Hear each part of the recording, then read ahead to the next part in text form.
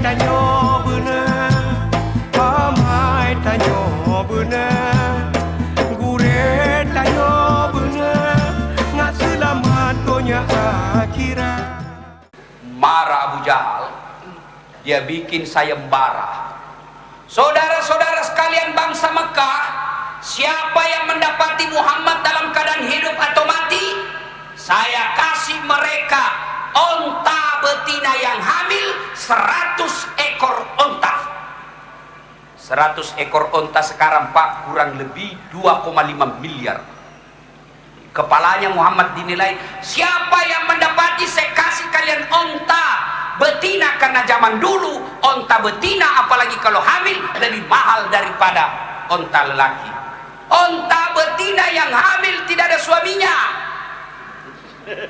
Onta, ya wajarlah kalau onta hamil dari suaminya. Masa ada akad nikah onta? Hari ini kita akad nikahkan onta, disaksikan oleh Bapak Gubernur. Wih, masa akad nikah ada onta? Cuma sekarang banyak juga perempuan mau saingan sama onta, hamil tidak ada suaminya. Tapi di Aceh tidak ada.